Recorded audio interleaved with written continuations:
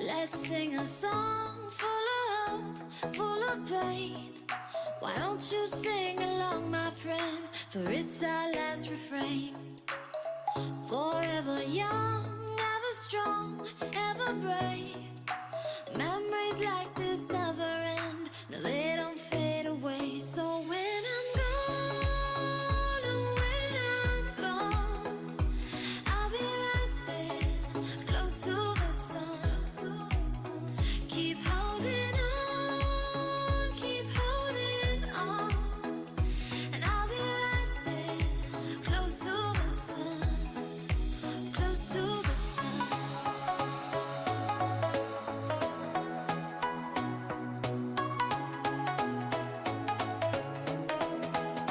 Close to the sun.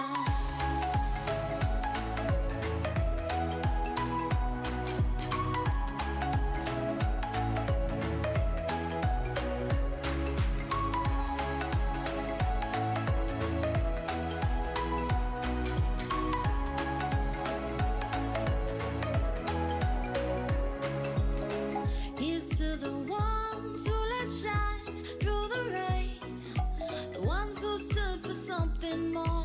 We won't forget your names. The tide is high, say goodbye, we're setting sail, and all those midnight secrets told, we'll take them to the grave. So when I'm gone, oh, when I'm gone, I'll be right there, close to the sun. Keep holding on, keep holding on. And I'll be right there, close to the sun, close to the sun. Close to the sun.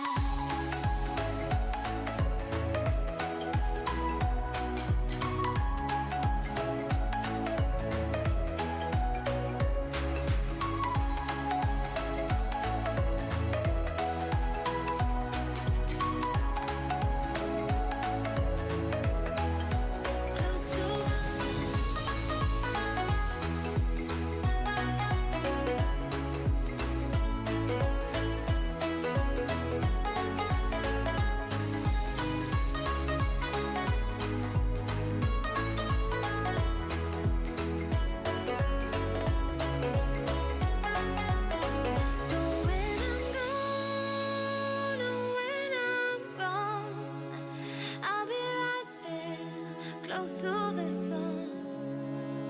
Keep holding on, keep holding on. And I'll be right there, close to the sun, close to the sun.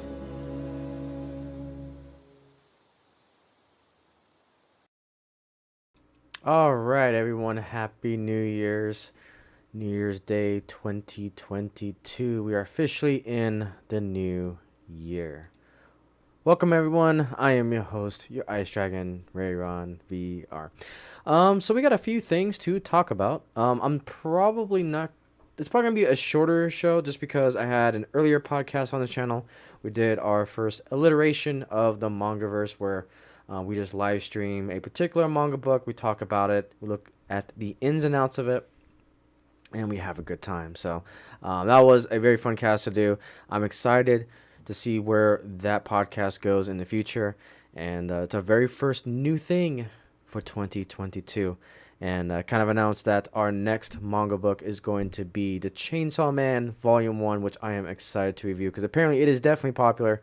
So I'm excited to dive into it when I get my copy and read it. So I'm very excited for that. But hopefully everyone had a good and safe 2021 New Year's Eve and New Year's Day. So I've been watching something very interesting. Very, very interesting. And that is this little show called Arcane. Now, this particular story, I'm not going to go into it on this particular podcast. I probably will go into it next weekend. But Arcane has been grabbing my attention 100%. I'm in episode 5 right now. And let's just say, I haven't had a story really drag me in or felt the same way since like Star Wars, The Revenge of the Sith. let's just say there's some great story, great world building. The characters are just on point. And it also felt like my version of Game of Thrones a little bit. Obviously, you don't have a big antagonist, so to speak, but you can kind of see where things are going. Again, I'm not going to get into spoilers this time around, but next weekend, this is going to be a huge focus of mine for the show. But so far, I am enjoying it. The story is really good. The episodes are nice and long and just filled with content. And it's got that Game of Thrones vibe, like properly done. I'm hoping the ending sticks it from what I've been hearing everyone say. I haven't watched any reviews because I don't want to be spoiled, so I'm naturally trying to watch an episode a day, but more than likely, I'm probably going to binge watch it either today or tomorrow. But I am definitely enjoying Arcane. Just understanding the backstory to some of the champions of League of Legends, because one of my very first content 10 years ago, when I was building, I think it was under the Model Railroading channel that I rebranded under.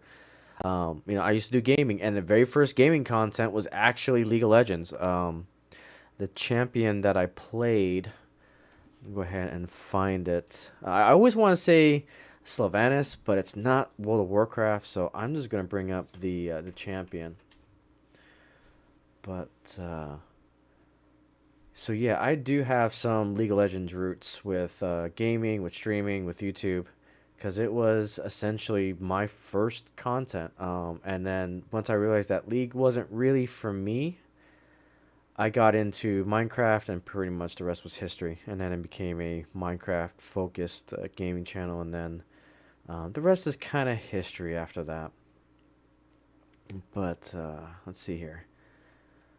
I'm trying to find the champion that I was playing religiously, because I just liked the way this champion worked. This one. So I'll bring this guy up.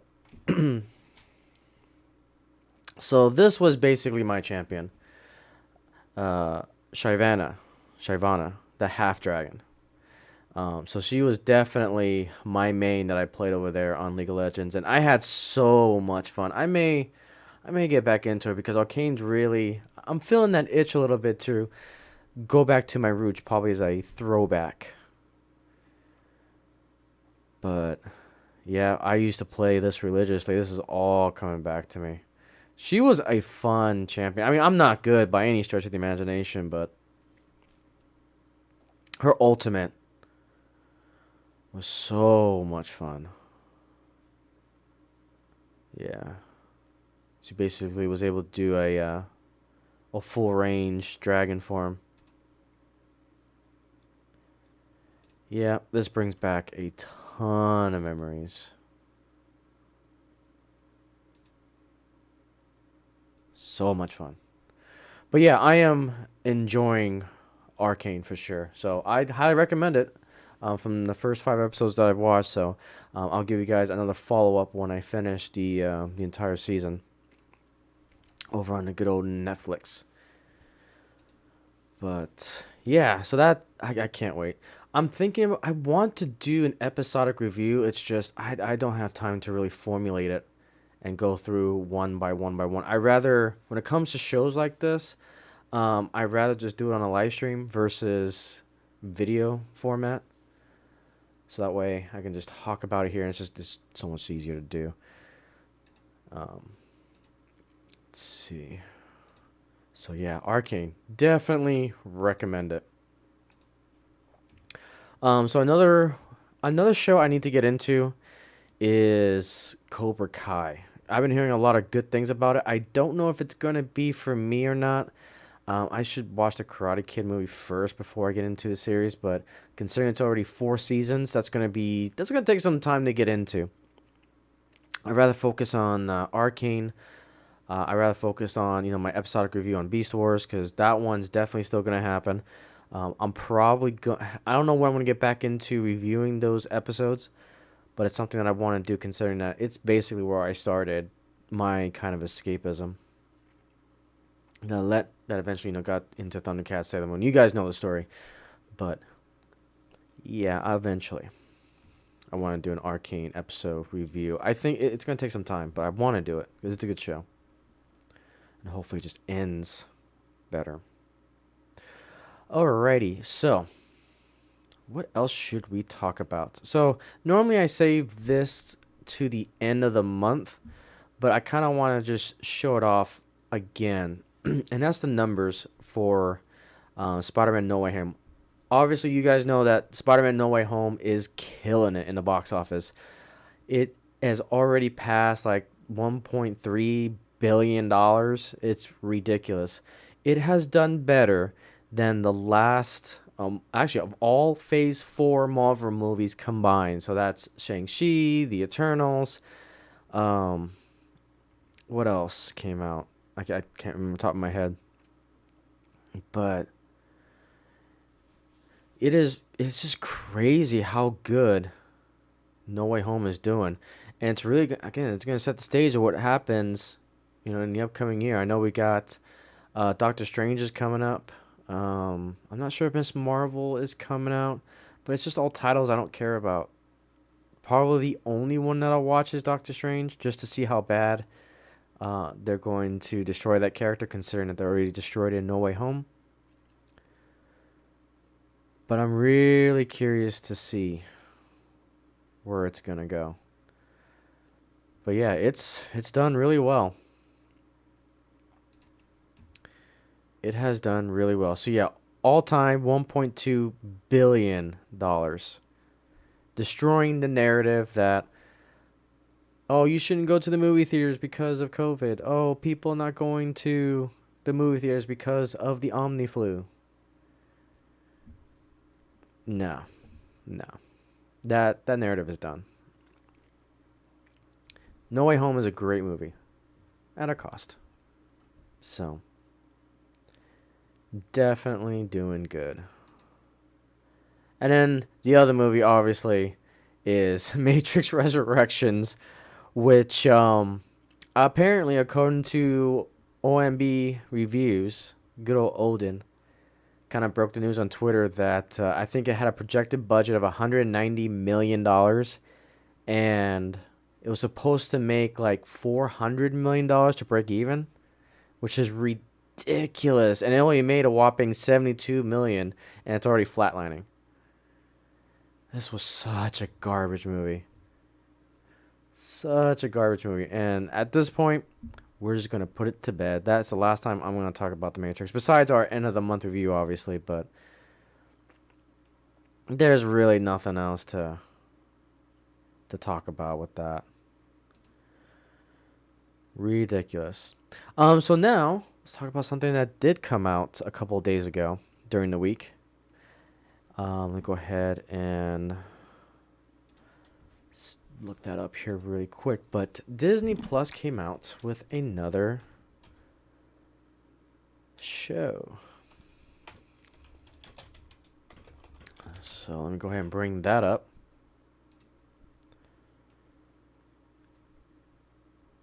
Let's see here. Alrighty. So there will be some spoilers that I will talk about here. So I will go ahead and put the spoiler tag up, and we're going to be talking about the Book of Boba Fett. Let's talk about the Book of Boba Fett. Alright, so that came out, episode 1 of Book of Boba Fett, and the first episode was... I just feel like this series is going to be unnecessary. The way they started out with was obviously good old Boba Fett. They explained through flashbacks, well, not necessarily flashback, but more of when Boba Fett was in a unconscious state, healing from wounds that he gotten. They showed how he got out of the Snarlack pit, which I think is BS to say the least. There's a stormtrooper apparently that was in there, which last I remember from The Last of the Jedi, there was no stormtroopers there. So how did the stormtrooper get in there in the first place? Because it was all Jabba the Hutt's pirate crew from Tatooine. None of them were stormtroopers. So that makes no sense. And then the obvious thing that everyone's saying, and I've got to quote Mahler on this from EFAP, every frame of pause. They still cannot figure out what the direction of up is. Boba Fett could have flown out of there with his jetpack. And there's been 2 instances where this happened, and it drives me nuts. So, I don't know. It's crazy. Most of the episode was boring. I mean, they tried to do this Boba Fett's backstory a little bit on how he came to power, or how he's coming to power, I guess. The whole premise behind it is that he's trying to essentially gain power from the criminal world of Tatooine that Jabba the Hutt once occupied. Which, the scene with the so-called Twi'lek that was apparently a representative from the mayor of Tatooine, that whole exchange was so awkward. It felt like to me that this isn't the Boba Fett. Again, we're talking about adaptation.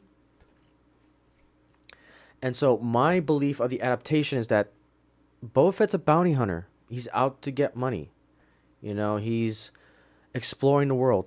I want to know more about the universe, the Star Wars universe. But yet, again, we're stuck on Tatooine. And again, I understand why Disney is doing this, because they're trying to save money and create content.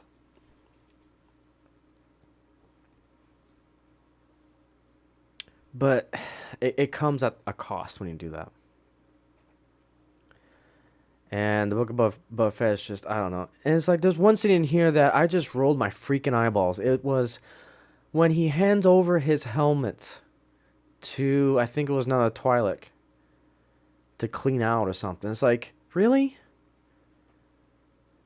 You're going to give up a vital piece of your armor to some stranger to clean out.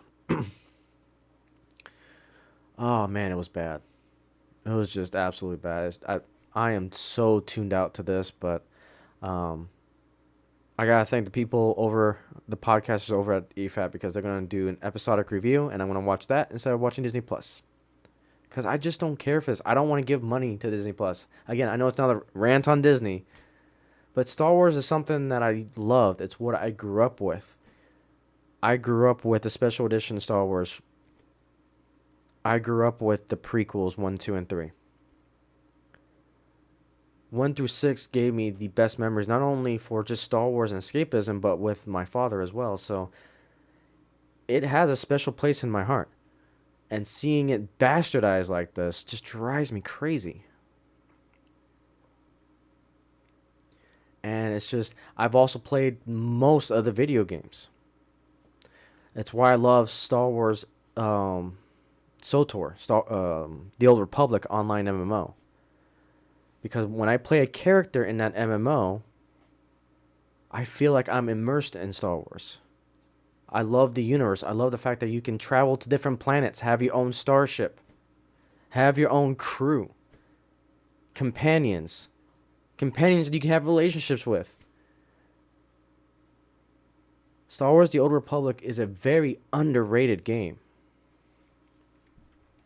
I'm going to go on a little bit of a tangent here, because I do want to give a proper shout out to this game. I want to do its justice. If I had more time, and if I had a gaming computer, I would play this game and stream this game in a heartbeat. It's free to play, which is great. There is obviously a subscription that you get perks and bonuses, and your max currency will get unlimited instead of restricted at like 1,000 currency, which I can't remember the exact currency name here, but Star Wars The Old Republic. If you want to be immersed in a Star Wars universe, play this game. It is fantastic.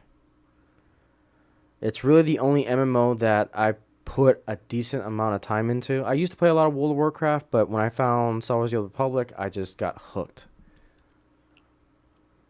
And I don't want Disney touching this game. I don't want them making a movie. I don't want them making a series. Just leave it alone. This game has got one of the best expansions I have ever played. I think that was the fourth expansion. I can't remember the name of it. The Eternal Throne, if I remember correctly. I think that's the name of the expansion, but Knights of the Eternal Empire. That's it. That expansion was so good. Man, I played that for almost 2 months straight. It was such a great expansion to get through. But this is Star Wars. It felt like it. The expansion going into it, the universe, space.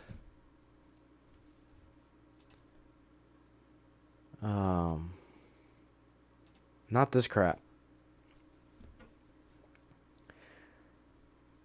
In my mind, so what do I mean by not Boba Fett? So, what I expect Boba Fett to be, is to be a proper bounty hunter. Like, I expect the first episode to have him be in Slave 1, not this Boba Fett Starship bullshit. I expect him to be in his Slave 1, flying the galaxy. I expect him, I don't know if I would say work with a crew, but I'm open to the idea of having a crew. I could see Tatooine being the base of operations. But not a criminal lord. I want him, going to other criminal lords and doing bounty for them. Maybe we finally get a glimpse of the New Republic. When did Disney buy Lucasarts?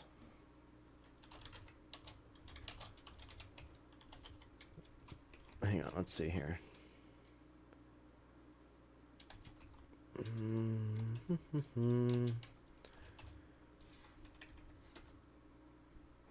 So they bought them on my birthday. Go figures. So they bought all of their assets by December 21st, 2012. That's almost 10 years ago. That's depressing. That's almost been a decade of Disney Star Wars. And yet we have yet to see the world after the Battle of Endor. Like a proper world. I don't count the sequels at all. They're garbage when it comes to world building. In fact, they probably destroyed the world more than built it. Absolute garbage. And these shows have that opportunity, but again, everyone's right when it comes to LucasArts. Kathleen Kennedy has to go. Pablo Hidalgo has got to go. And all the little minions, which is never going to happen. Disney Star Wars is dead for me. I haven't blackpilled it yet, but, I'm not going to watch this show. And the next series of Mandalorian is also really up for grabs because at the end of the day, when I watch Star Wars, when I think about Star Wars, all I think about was Rey Skywalker. And that instantly turns me off. All roads lead to Rey. All of the Sith, all of the Jedi. That movie has destroyed Star Wars. Can it be saved? Not right now. Not with the creative minds and people at LucasArts and Lucasfilm. I kept saying LucasArts, but LucasArts doesn't exist anymore. Lucasfilm. So it's not looking good for Star Wars. This is not what I want. And when I'm not interested, when I get disappointed, I just don't give the money to them.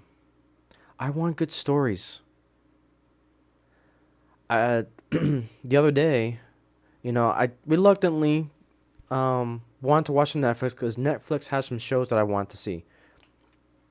But I'm telling myself that each month, I'm probably going to go back and forth depending on who's got the newest content between HBO Max and Netflix. I won't give money to Disney Plus. Not for me. The next time I give Disney Plus any money, it'll probably be when the next season of The Mandalorian comes out and when all the episodes are out. If no other YouTubers watch it and go over it. If they do, then I'm just going to do it that way and watch their reviews. Because it's just, they're not creative. They're not expanding the universe. I want to know more about all the planets that I'm exploring in Star Wars: The Old Republic. Because I'm able to go and travel and do quests and earn money. Even in Star Wars: The Old Republic, I can have a house, a stronghold, where I can decorate it. Where I can put statues and furniture to things that I've gotten from doing all the quest lines and so forth. There's a housing system in SWTOR. That makes it infinitely better than World of Warcraft. That's why Final Fantasy XIV is doing so well. I did a trial run of Fantasy XIV. Not really for me. I prefer SWTOR because I'm more of the sci-fi MMO.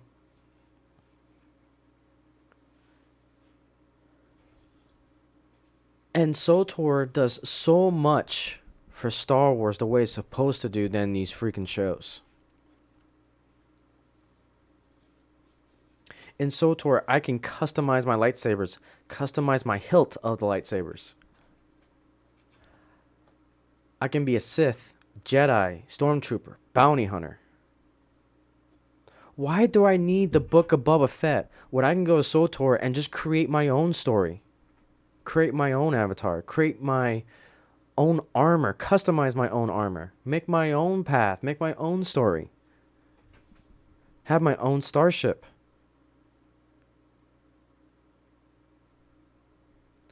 I think the Book of Boba Fett is just too little too late. And it shows with popular culture. I'm looking at several samples from Facebook, YouTube, Twitter, colleagues, friends, family. No one's talking about this show. The word of mouth is zero. Again, small sample size. You know, I have a few hundred friends on Facebook, like 100 and something follower, or I follow like 400 people on Twitter, subscribe to hundreds of channels on YouTube and Twitch. So maybe a couple thousand people sample size. I know it's not great, but zero word of mouth. Besides from those who actually watched it, who are usually content creators, and they all sang the same tune. It's boring.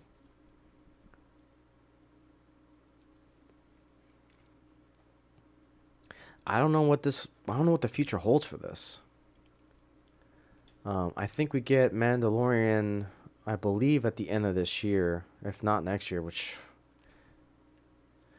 and the thing is like, where's the toys? Where's the marketing towards this? Oh yeah, I forgot. You changed the name of the Slave One. One of the most iconic bounty hunter ships in canon. And not Disney canon.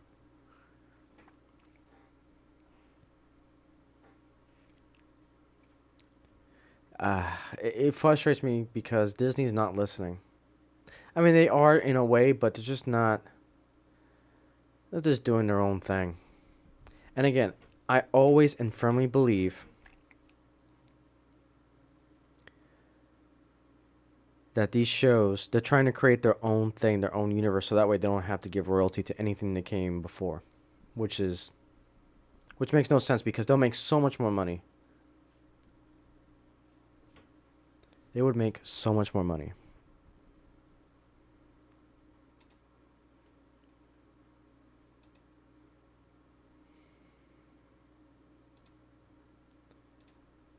And the proof is right here. This is Disney stocks for the past year in 2021. They ended 2021 lower than they started the year.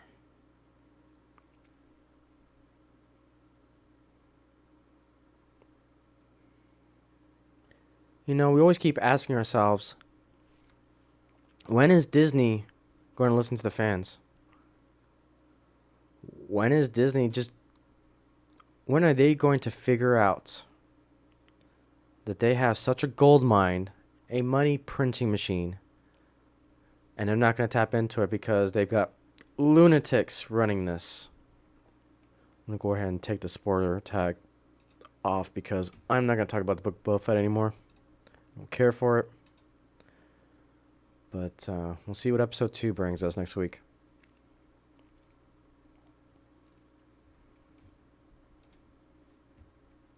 And it's getting to the point, too.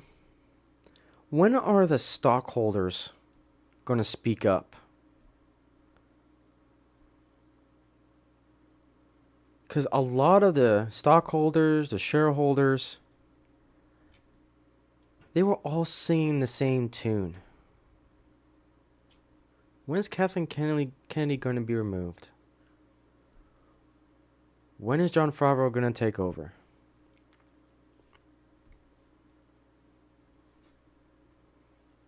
And they're going to keep their trust in Kathleen Kennedy. Let's extend their contract. At this point, I'm asking the shareholders, when are they going to realize that they're losing money? The stock started at 177. And now they closed at 154 for the entire year.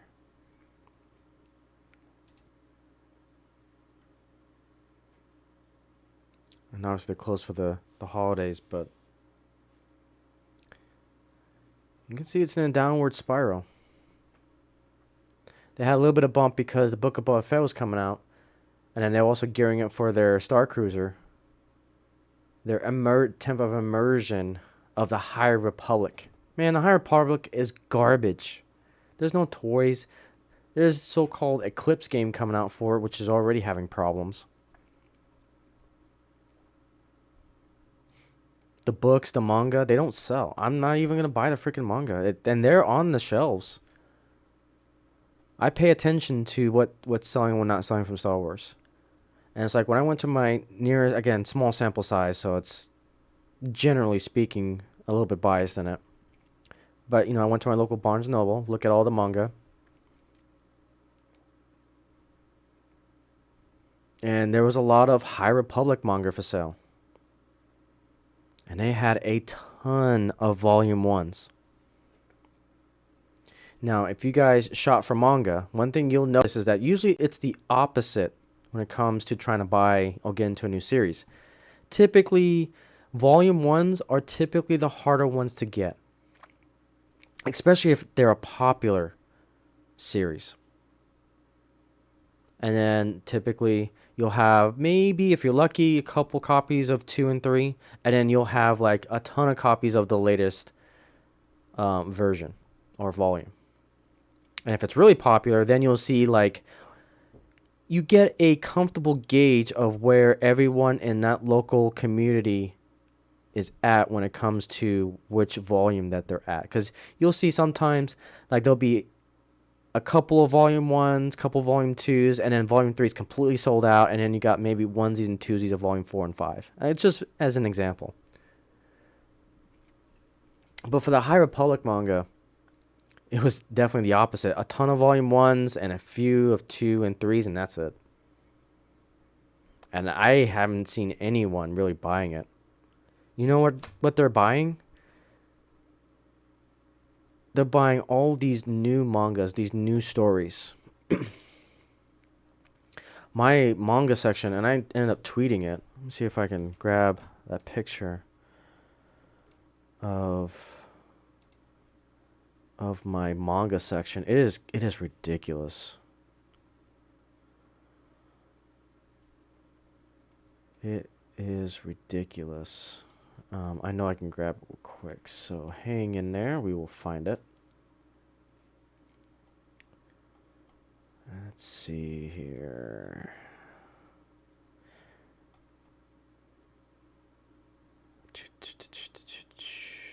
I will find it.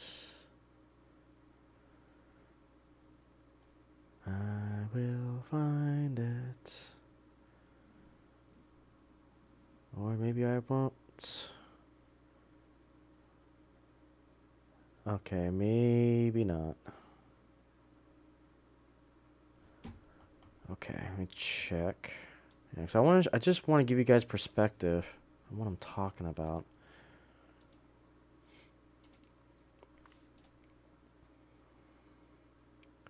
I'm just not sure I'm going to be able to find it fast enough. Let's see here.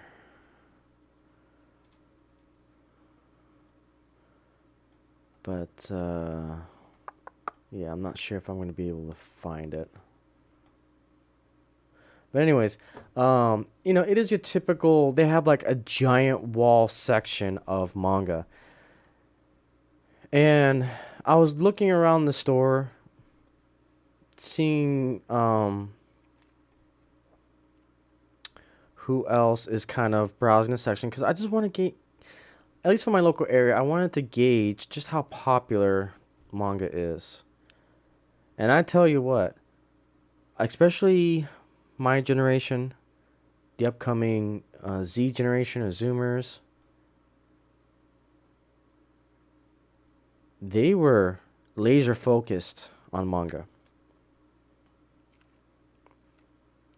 Okay, I found it. Okay, so this was the manga section.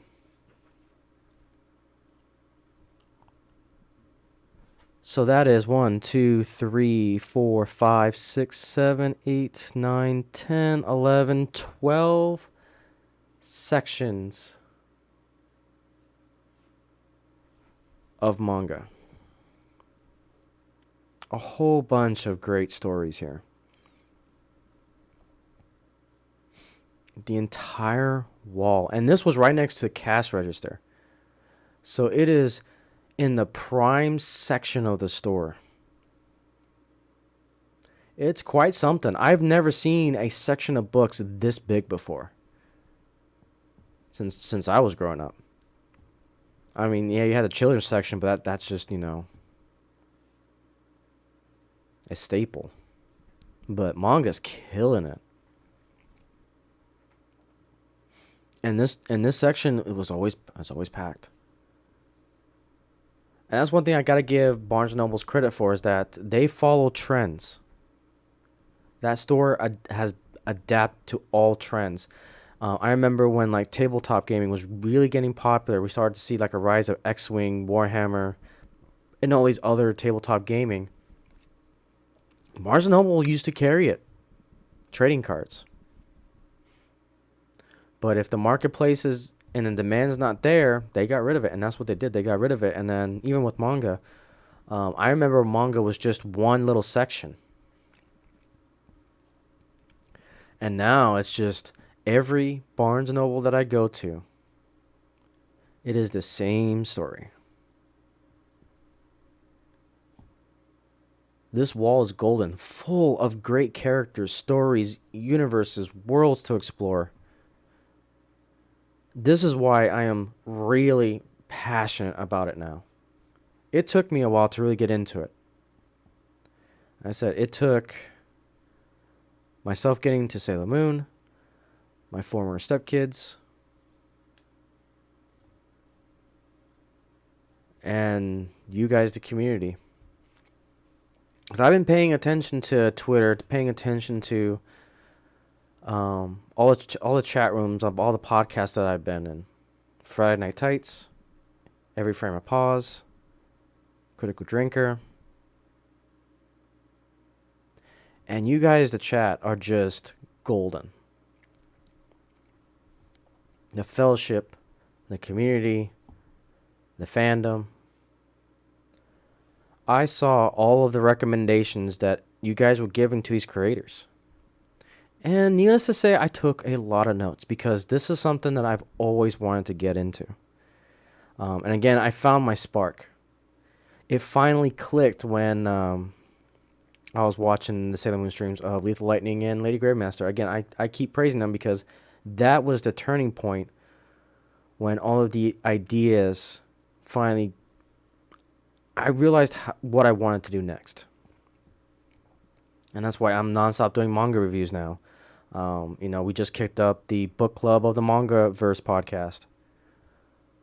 all these great stories, and you guys, all the fellowship was recommending Arcane. It's like, okay, it's time to start getting a little bit more serious into this anime business. Now, keep in mind, a lot of these anime, they have manga equivalents. So I don't want to spoil myself if I binge watch anime for the manga. Now, I do understand that there are going to be differences between the manga and the anime. I mean, I see it all the time when it comes to Sailor Moon. But I want to not spoil myself when not spoil. Spoil. To watch the anime versus the manga. I rather read it first, and then once I'm done with the series, then I'll go into anime, which is going to take me some time. It's going to take me some time. And the other problem with anime is that, as we're starting to see recently, I can't remember which distributor it was for the anime side, but they're starting to crack down on copyright, which means I can't even show frames of the anime without potentially getting struck down.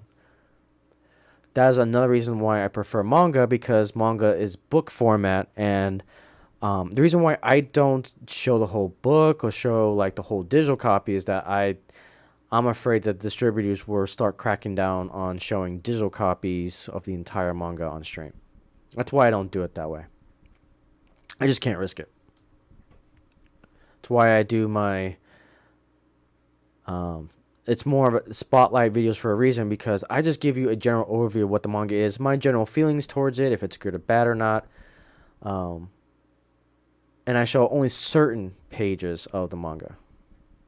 That is within fair use, it's transformative, and we don't have to deal with copyright issues. So that's why I do it that way.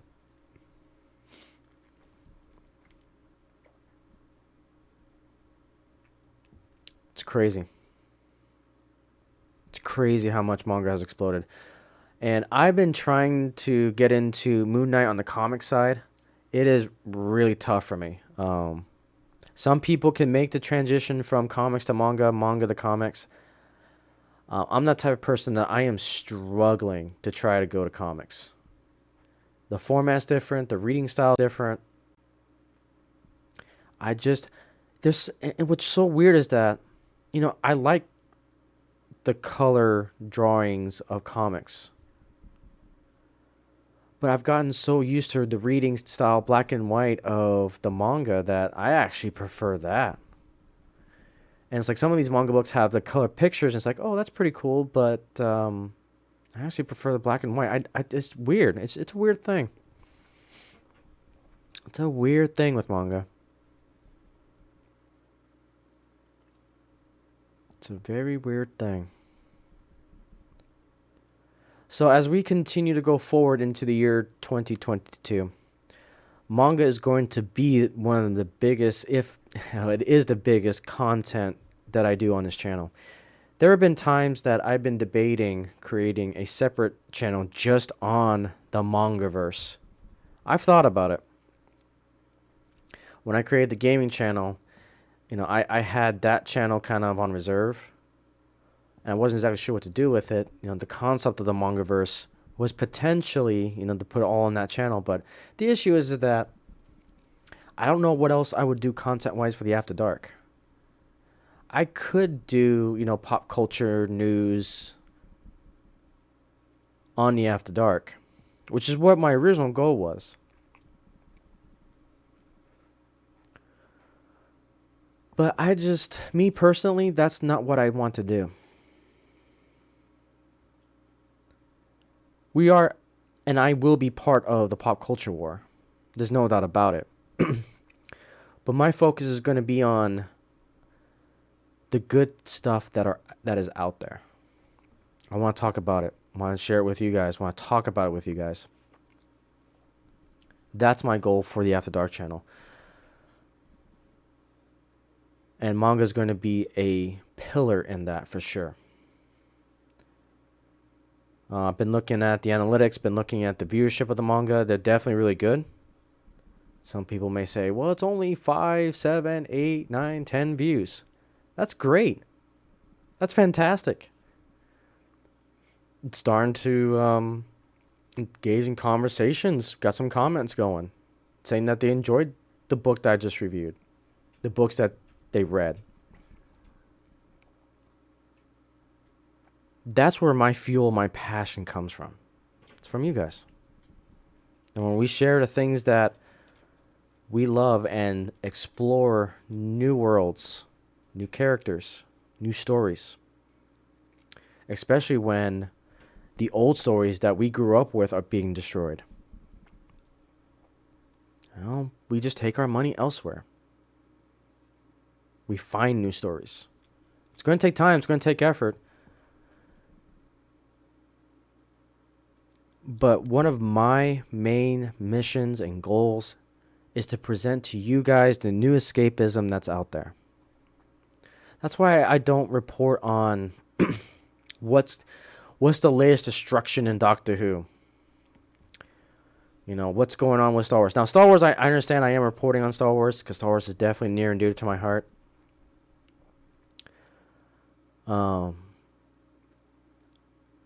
What's going on in the MCU? Which actor said this and that. That's sure I may mention it, but I'm not going to do a whole video on it. You guys have great content creators out there that can do that 10 times better than me. Neurotic, Cordling, Every Frame of Pause, Critical Drinker, Drunk 3PO, Geeks and Gamers, D-Day Cobra, RK Outpost. Like I said, those individuals know what they're doing with the pop culture war. They're on the front lines of it. Their voice, their community, they're definitely doing great things. I want to focus on the escapism that we can focus on now, that we can enjoy, that we can celebrate. That's why I'm going to focus on the shows that I liked. Sometimes we got to go back in the past for our future entertainment. That statement is my motto last year. It's going to be my driving force into 2022. I'm going to continue to celebrate the things that I enjoyed in the past and now our upcoming ones.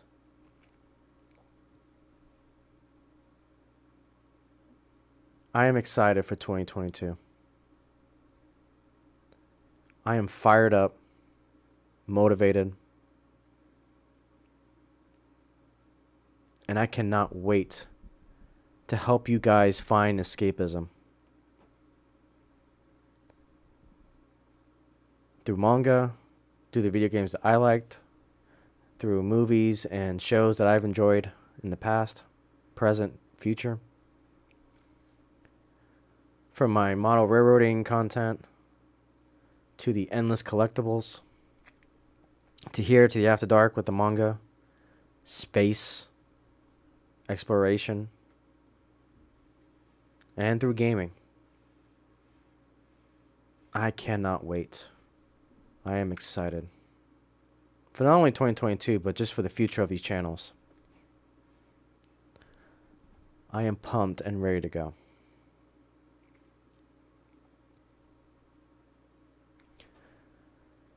Cannot wait.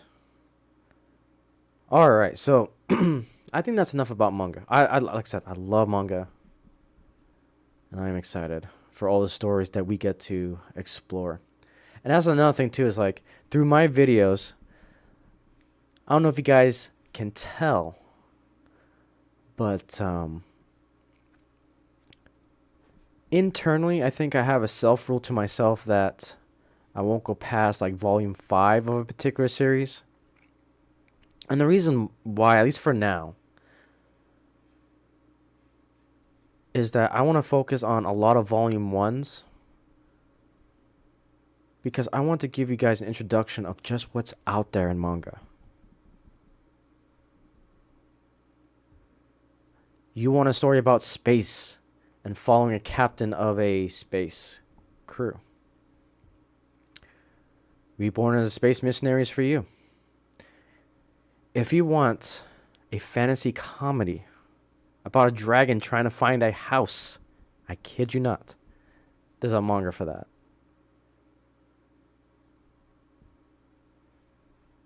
A young man trying to protect his sister from being possessed. Obviously, Demon Slayer's for you.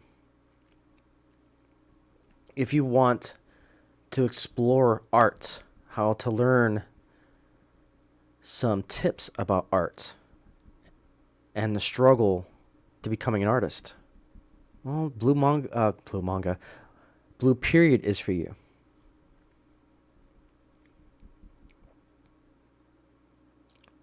One of my biggest goals is to read as much manga as I can.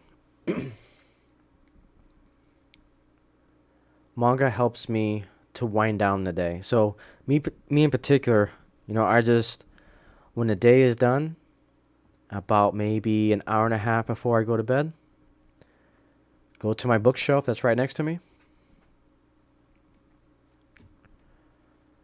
Let me go ahead and show you set bookcase. Let me go ahead and do this real quick. Let's see. See if I can find that picture.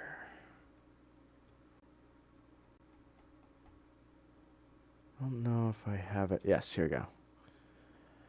Okay. So right next to my bed, I have this bookcase.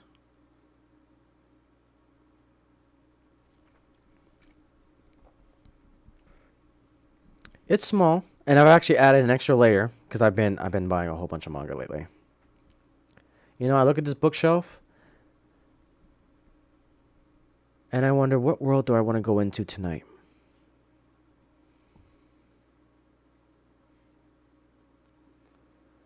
What characters do I want to continue to follow? I've got One Punch Man, Fairy Tail, Dance in the Vampire Bound, Inuyasha. What story do I want to read today? And these books help me close out my day. And it's quite special. It's quite special. And this is why I like having physical copies. Again, you can watch on your phone, but my issue with trying to read it digitally is that my eyes just, when I have a screen, it's tough for me to sleep. Especially if it's a good story, I will binge it. Whereas in the book format, I can actually, it calms me down, rest my eyes a little bit, and then it just gets to a point where usually when I'm halfway through a book, it's when I put the bookmark in and then call it a night.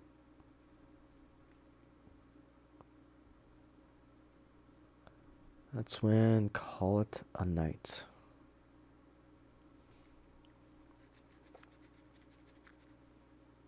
So that is how I read my manga books. Again, very small collection, but I'm working on it.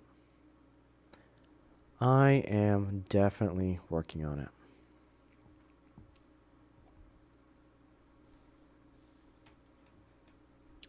All right, let's talk about our last topic for the stream.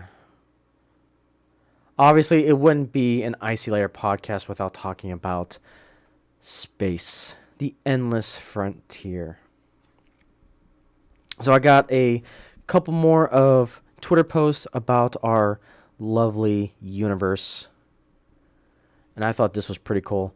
Andrew Jones shot a couple of these particular, or I don't want to say shot, but shared this from our counterparts in China.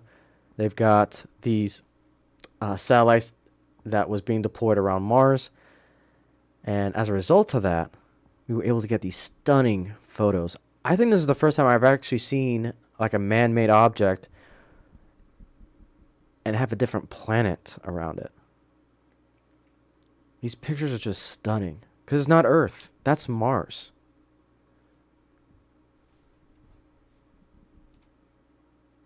That's the red planet. There's just something chilling about this, that man-made objects, regardless of what country they're from. I'm always a firm believer that there's only one race, the human race. Regardless if we're Chinese, Russian, American, Canadians, Peruvians, Brazilians, French, UK. It doesn't fucking matter. Space is my second biggest passion.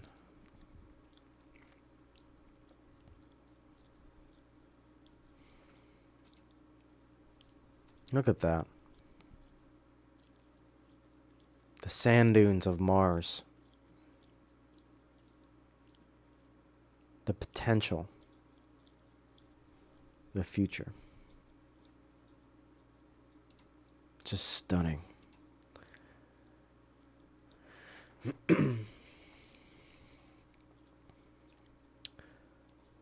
Okay, we will go into that one here in a second.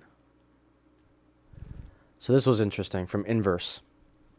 A team of astronomers, man, I can't read, discovered at least 70 rogue planets in the Milky Way, making the largest group of rogue planets ever found. These free floaters roam in the universe on their own without being bound to a host star. So if you guys don't know, in a nutshell, our Milky Way galaxy, obviously we're in rotation of one star, which is our sun. And our sun gives us the gravitational pull, which is why we have our orbits. And for Earth, you know, we just had our one revolution, 365 days for 1 year. What's cool about this is that these rogue planets, they don't have a sun. They don't go around in orbit. So they're just floating in space until eventually they may find a star. They may collide with another planet. Who knows?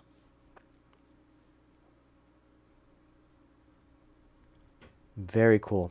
And some even argue that Pluto was once one of these drifting rogue planets. Not in this particular section, but because if you look at the orbit of Pluto, it's not really in line to the rest of the planets. Again, hashtag Pluto's still a planet. I know Pluto's a dwarf planet now, but it's still a planet. It's a body of solid material. But yeah. Okay, so this comes from the Wondering Science, retweeted from Tim Urban. This is what Earth looks like from 1.5 billion kilometers away.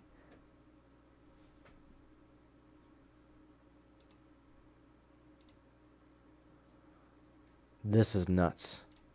This is from one of our satellites orbiting Saturn. And that little star is us.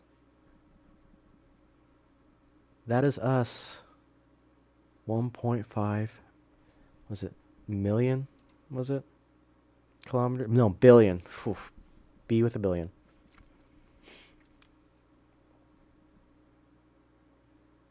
Crazy. Absolutely crazy. So this was a pretty cool one. From Universal Science. Amazing satellite shot of the Curiosity rover as it's climbing Mount Merco on Mars. Good old Curiosity rover. Still kicking. Still kicking. And speaking of Curiosity, this is a sunset on Mars as taken from Curiosity. And that little speck of light is us here on Holy Terra. Solid Earth. It's always so cool. It's always fascinating me.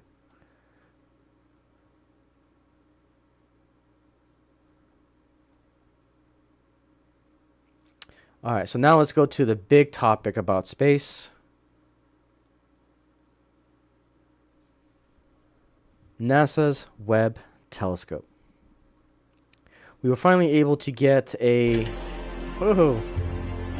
Okay, that scared me. So we were able to get a full video of the detachment of the telescope.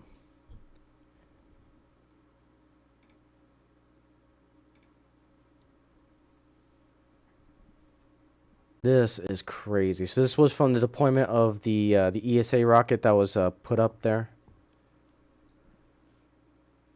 delivering its payload.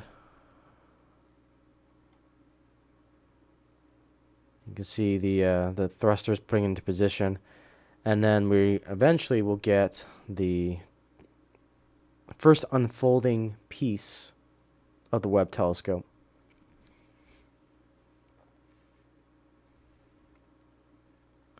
And that's with the solar panel. Now, if you guys have watched me play Kerbal Space Program, it's always a vital piece to get energy.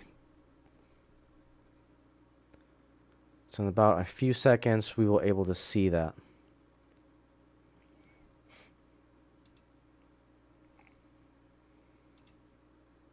So there it is in the bottom left corner there.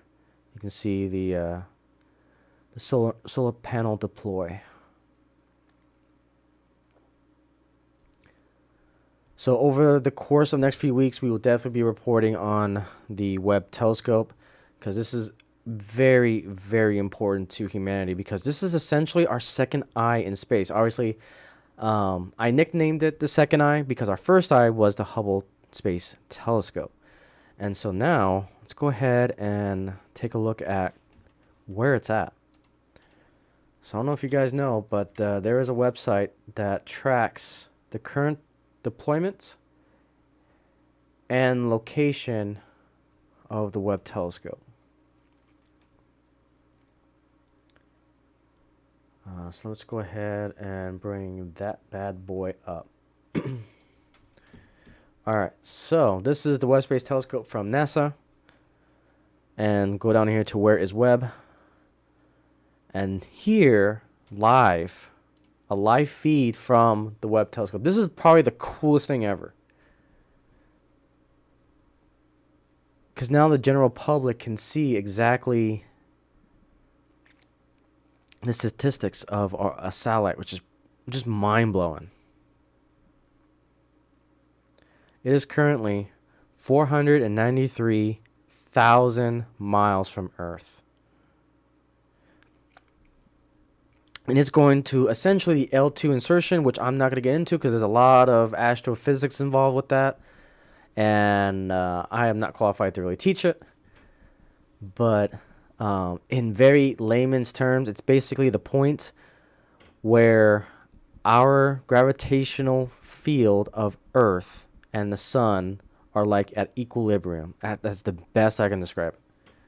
There's plenty of other smarter people out there. If you want to get more in detail with this, then I would highly recommend following Scott Manley. Scott Manley is a great space astrophysics YouTuber, and he covers his whole channel is dedicated to space. So, but essentially, that little box that you saw leaving the vehicle from the ESA rocket, it's basically one giant origami box transformer, essentially. And now it is unfolding into our satellite, or into our telescope. And they had some monumental achievements. Cross our fingers that it's a good deployment. But right now, they were able to get the diamond-shaped unfolded, the left side, the right side deployments for the solar protection was successful, which is awesome. Today they gave the entire crew a rest, and hopefully tomorrow we'll see the development of the 5-layer section of it, and I'll show you kind of full deployment sequence here. So this is over on their YouTube. So right now you saw the initial solar panel be deployed, and unfortunately that's going to be the only stage that we get to see recorded. Everything else is going to be by instruments. So the little radar dish was successful, and then the front and aft sections were created, or deployed I should say. The tower was able to telescope, and then the flap at the back to allow it to control its momentum.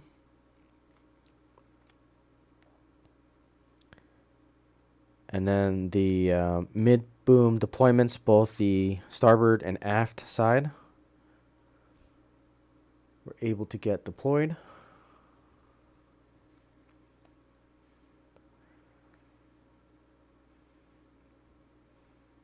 And you wonder why this thing is like $10 billion. So this is where we're at right now in the deployment. So probably tomorrow we'll see the full deployment of the membrane. So you can see how it's kind of puff up a little bit with the extra layers of the membrane to protect it. And then in the upcoming weeks, we'll see the deployment of the actual dish itself.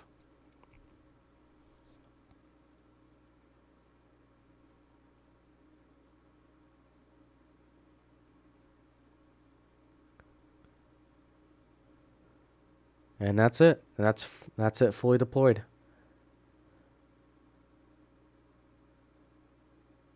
And then I'll go into orbital insertion after that. So that is where we're at with the Webb Space Telescope. And it's only been 8 days since launch. But definitely one of the most coolest things that's happening right now, I think. On the hot side, it's 134 degrees. On the cold side, it's negative 127 degrees. That's crazy to me. Absolutely crazy. Absolutely crazy. Godspeed, Webb Telescope. Pretty darn cool. All right, guys, and that will conclude our first podcast of the Icey Lair in 2022. I am definitely looking forward to this year. There will be some times where I won't be able to stream because this year is also a moving year for me. My job has been moving usually between every 3 to 4 years. And so I would suspect that the summertime I will have to take a break, because I will be in the process of moving. We'll be doing my version of Cal Exit. And, still, it's kind of up for grabs where I'm going to be going. It's either going to be either a Mountain West state or it's going to be a central U.S. state. So I will let you guys know when that becomes final. But the content's not going to stop until moving day comes. So with it, guys, thank you so much for being here, for listening, for our future listeners on the VOD. Hope you guys have a great new year. Can't wait to share it with you. Can't wait to go and share this journey with you. And it's going to be an awesome year, guys. With that, I'll see you next week.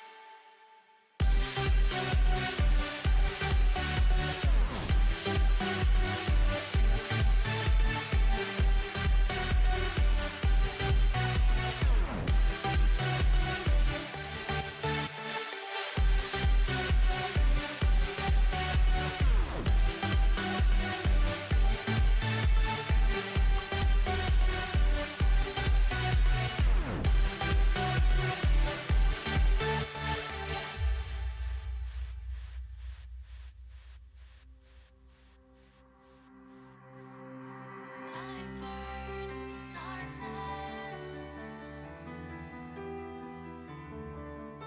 We'll all fade away.